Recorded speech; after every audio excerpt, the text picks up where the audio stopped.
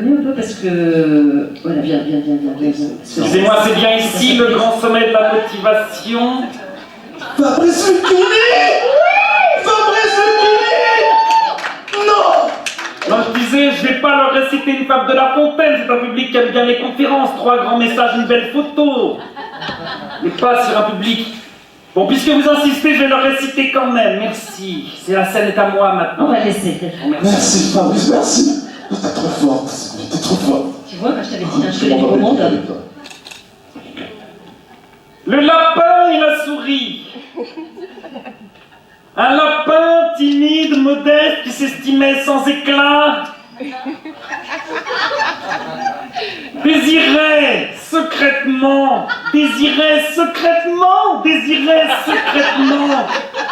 qu'enfin on le remarquât.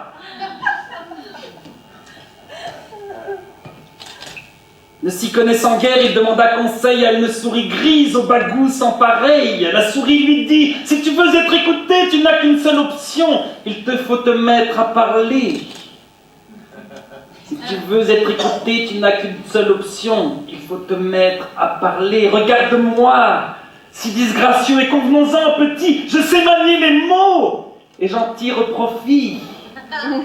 Bon, je vais pas vous faire toute la fable, il y a 132 vers.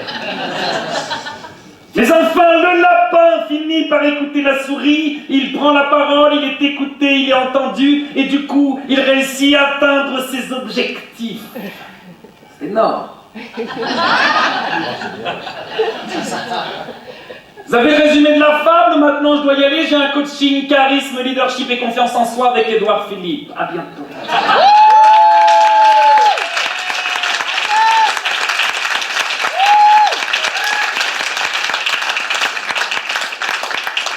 Bonjour à toutes et à tous, je m'appelle Pascal, je suis conférencier et ce que j'adore plus que tout au monde, c'est être sur scène. J'adore être sur scène pour faire de l'improvisation théâtrale, j'adore être sur scène pour faire du théâtre, j'adore être sur scène pour faire du one-man show, j'adore être sur scène pour faire des conférences.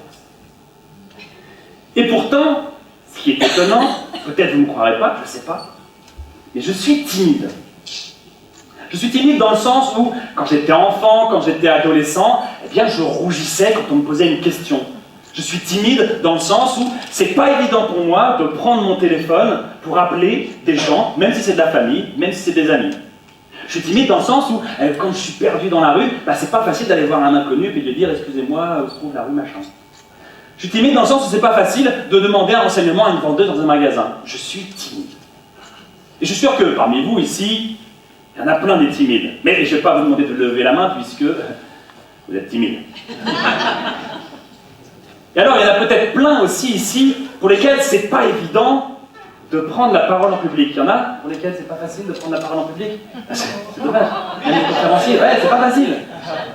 Et ouais, c'est pas évident de prendre la parole en public. Et c'est dommage parce que quand on prend la parole, eh bien, on a une chance d'être écouté, et quand on a une chance d'être écouté, eh bien on a une chance d'être entendu, et quand on a une chance d'être entendu, eh bien on a une chance d'atteindre ses objectifs. Donc, c'est dommage de ne pas réussir à prendre la parole en public. Mais, évidemment, c'est pas facile. Alors moi, je vais vous donner aujourd'hui 3 clés pour réussir à vous motiver à prendre la parole en public et à réussir à convaincre des publics. Alors les 3 clés, ça va être 1. Dédramatiser. 2. Enfiler votre masque d'orateur, et 3, conquérir la confiance en vous.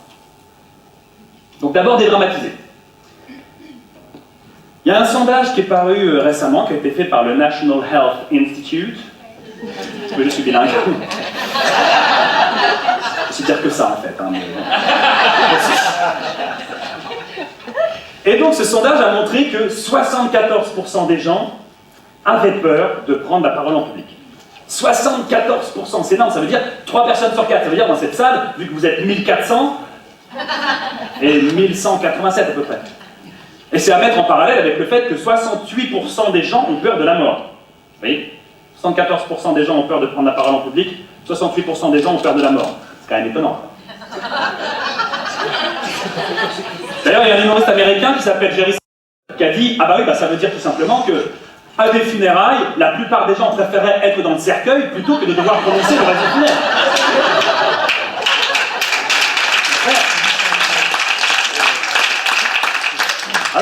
Pourquoi on a peur de prendre la parole en public? Il y a plein de croyances limitantes, on en a déjà parlé depuis tout à l'heure. Hein, il y a le fait d'avoir peur d'être jugé par les autres, il y a le fait de se dire je vais prendre du temps aux gens, et puis finalement peut-être que ça va pas être si intéressant ce que j'ai à dire, il y a le fait qu'on a envie de rester tranquille, enfin bref, tout ça. En fait, on a tort de dire ça, on a tort, parce que finalement, si on prend la parole en public, en général, la plupart du temps, et même dans 99% du temps, les gens qui sont en face de vous, dans votre public, sont des gens bienveillants. C'est vrai ou c'est pas vrai? Oui. Aujourd'hui, par exemple, il n'y a que des gens bienveillants. Alors, ce qui est vrai aussi, c'est qu'il y a des gens bienveillants, et puis en plus, si quelqu'un vous a demandé de prendre la parole en public à un moment donné, à un endroit donné, bah, c'est que cette personne vous a fait confiance. Donc, il n'y a pas de raison d'avoir peur de prendre la parole en public, et en plus, si vous avez peur, bah, vous n'êtes pas les seuls. Il y a aussi quelque chose qui empêche parfois de prendre la parole en public, on en a parlé un peu tout à l'heure aussi, c'est le perfectionnisme. Vous savez, ces moments où on se dit « Ouais, mais si je prends la parole en public, eh ben, peut-être que je vais avoir un trou de mémoire, ou je ne vais pas réussir à trouver la formule exacte qui va correspondre exactement à ce que je vais dire, ou alors peut-être que je vais faire des transitions un peu foireuses, alors que j'aimerais bien faire des transitions super littéraires, super bien. Et puis il faut aussi que je mette toutes mes informations sur mon PowerPoint, et puis je ne sais pas toutes les informations, parce que comme ça, il faut que je vois que mon chef voit que j'ai bien bossé. Enfin bref, j'ai plein de problèmes. Je ne vais pas prendre la parole en public. En fait, c'est une erreur, parce que quand on est perfectionniste, et il y a des perfectionnistes, moi je ne suis pas spécialement, mais il y en a plein, ce sont des gens très bien. Est-ce qu'il y a des perfectionnistes parmi vous?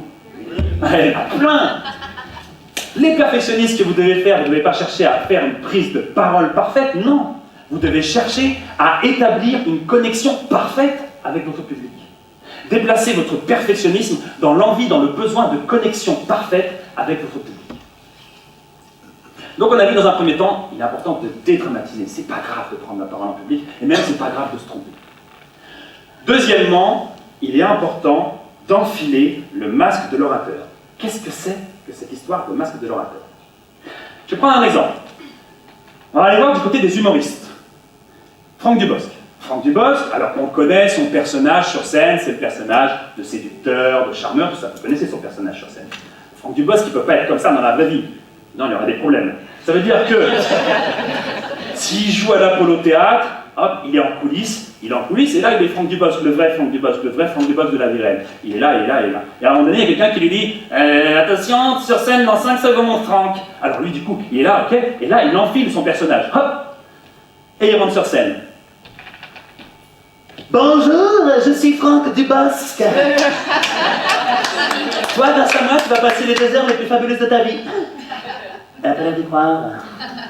Bref, c'est ça, le masque. Ça veut dire qu'à un moment donné, il dit « J'enfile mon personnage, je rentre sur scène avec ce personnage ». Ça peut être Jean-Pierre Bacry aussi. Jean-Pierre Bacry, on connaît son personnage dans les films, le personnage de Bougon, le personnage de Râleur, on le connaît par cœur, ce personnage. Pareil, Jean-Pierre Bacry ne doit pas être comme ça tout le temps dans la vie, vous imaginez. Sinon, c'est la maladie assurée, quoi. Pareil. Alors, pour la démonstration, j'ai besoin de quelqu'un qui a une voix qui porte bien, femme ou homme, il n'y a aucun souci. Qui est-ce qui a une voix qui porte bien ici? Yannick? Yannick a une voix qui porte bien. Alors Yannick, tu mets sur ta place, tout va bien.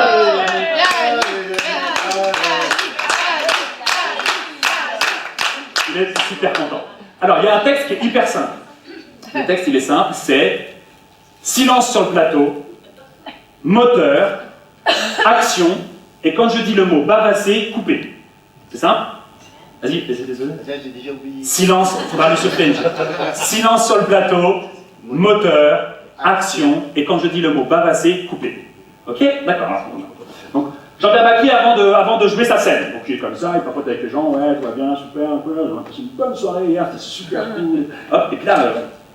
Silence sur le plateau, moteur. Alors attends, doucement, parce que le réalisateur, il prend son nom, même. Silence sur le plateau.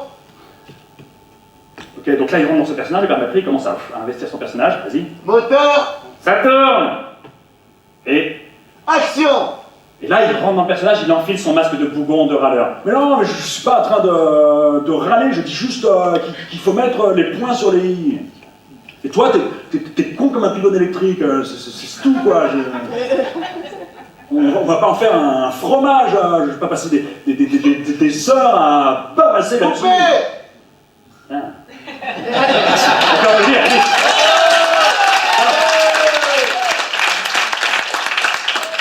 Donc vous quand vous prenez la parole en public, vous devez aussi enfiler un masque, mais c'est pas le masque du charmeur séducteur, c'est pas le masque du bougon râleur, non, vous, votre masque, c'est le masque de la personne qui est enthousiasmée, qui est passionnante, qui a envie de partager avec son public. C'est pas forcément un masque épais. Vous n'allez pas jouer quelqu'un qui est très différent de vous, mais vous allez jouer quelqu'un qui est assez proche de vous, mais votre côté enthousiaste, passionné, dynamique, qui a envie de partager avec les autres. Et comme ça, vous créez un peu de distance entre vous et vous, entre le vous que vous êtes profondément, que vous êtes hors de scène, et le vous que vous êtes sur scène. Et du coup, en créant la distance entre vous et vous, eh bien, vous raccourcissez la distance entre vous et votre public. Et c'est ça qui va marcher, c'est la connexion avec votre public. Alors, ça arrive parfois qu'on ait du mal à enfiler ce masque, parce que c'est pas évident. Moi, quand j'anime une formation de prise de parole en public, des fois j'ai des gens ils ont du mal à aller chercher cet enthousiasme, cette passion, ce dynamisme. Il y a des gens qui vont être par exemple comme ça et vont dire moi je suis ingénieur en informatique, mon métier c'est de traduire en code des cahiers des charges. C'est pas très transcendant, hein. Alors du coup, qu'est-ce que je dis à celui-là? C'est ça. Vous voyez le prédicateur à l'américaine? Vous voyez ce que c'est le prédicateur à l'américaine? C'est un gars, il est là et puis il fait And the Lord will come. Alors par contre, il y a un truc qui est important, c'est que le public, il est à fond aussi. Voilà, le public, il est à fond aussi. Donc j'ai besoin de vous pour être à fond. Alors on y va. C'est Amen, Amen, Hallelujah, He's right, etc. Je refais. Attention. And the Lord will come. And He will save everyone in this room. But only if you deserve it. Super, parfait. Alors, moi, mon ingénieur en informatique, je lui dis, ok, tu vas imaginer que tu es un prédicateur à l'américaine. Il va faire, bon, ouais, vas-y, essaye. Donc lui, dans sa tête, il essaye et il pense qu'il est là et qu'il y va et qu'il fait, je suis ingénieur en informatique.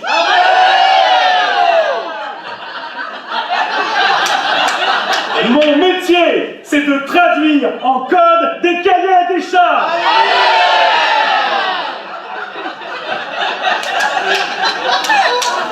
Moi, j'étais vraiment ingénieur en informatique avant, jamais on a fait ça. Hein. Et alors, du coup, lui, il pense qu'il est là, qu'il vient de faire ça, mais comme il partait de là et qu'il pense qu'il va là, au final, il arrive ici et c'est parfait. Il a enfilé son masque. Ça donne quelque chose en vrai. Ça donne quelque chose dans le genre, je suis ingénieur en informatique. Mon métier, c'est de traduire en code des cahiers des charges. Et ça, c'est parfaitement approprié pour une prise de parole en public. Lui, il a l'impression qu'il est en train de faire un truc de clown. Donc, deuxième clé, enfilez votre masque d'orateur. N'ayez pas peur d'être, entre guillemets, ridicule, parce que vous ne l'êtes pas quand vous êtes enthousiaste, quand vous êtes passionné, quand vous y allez. Et troisième clé, il est essentiel de conquérir la confiance en soi. Parce que vous avez tous deux trésors qui sont fabuleux. C'est votre corps et votre voix. Votre corps et votre voix.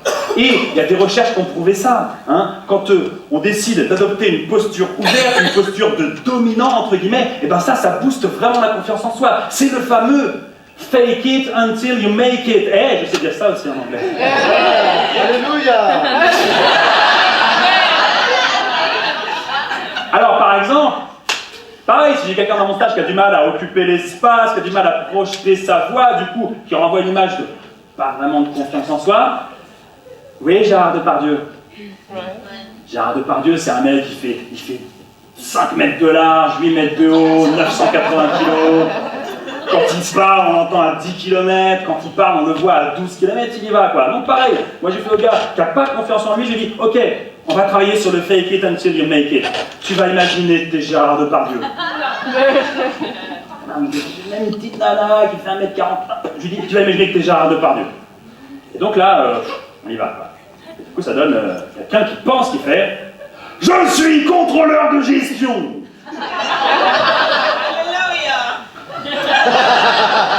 C'est pas le moment, hein. Je suis contrôleur de gestion, mon métier, c'est d'établir des tableaux de bord et de faire des budgets. Hein. Ça fait envie. Donc pareil, il a l'impression de faire ça, puis au final il arrive au milieu et c'est parfait. Ça donne quelque chose dans le genre, Je suis contrôleur de gestion. Mon métier, c'est d'établir des tableaux de bord et de faire des budgets. Il occupe l'espace, il projette sa voix, et du coup, ça, c'est le cercle vertueux de la confiance en soi. Du coup, plus de projection, plus d'occupation de l'espace, alors plus de confiance, et donc plus de confiance, plus de projection, plus d'occupation de l'espace. C'est un cercle vertueux. Il faut mettre ça en place pour booster la confiance en soi. Puis il y a un autre truc pour la confiance en soi. C'est ce truc incroyable. C'est ce moment où, quand on est en train de prendre la parole en public, bah, on a sur notre épaule une petite voix qui nous parle. Vous l'avez, cette petite voix parfois qui vous parle et qui vous dit c'est nul, ce que tu fais c'est de la merde. Hein? Vous l'avez cette voix-là. Quand vous parlez et tout, c'est nul, c'est de la merde. Alors, du coup, ce qu'il faut faire avec cette petite voix-là, ce qu'il faut faire, obligatoirement, il faut la tuer. Il faut la tuer. Donc c'est vraiment, du coup, je parle, c'est nul, ce que tu fais c'est de la merde. Pour booster la confiance en vous, il faut absolument tuer cette voix qui vous met dans le futur, qui vous met dans le passé, mais qui ne vous met pas du tout dans le présent. Il faut être dans l'instant présent pour booster sa confiance en soi. Essentiel. Donc on l'a vu, il y a 3 choses super importantes. 1. Dédramatiser. 2. Enfiler votre masque d'orateur pour créer une meilleure connexion avec votre public. Et 3. Conquérir la confiance en vous, parce qu'il y a ce cercle vertueux de la confiance en vous qui se met en place. Et on va laisser la parole finale à Fabrice Lucchini, parce qu'une fable, ça termine toujours par... Vous avez l'école, c'est il y a longtemps. Hein, une fable, ça termine toujours par une morale, donc on va laisser la morale à Fabrice Lucchini.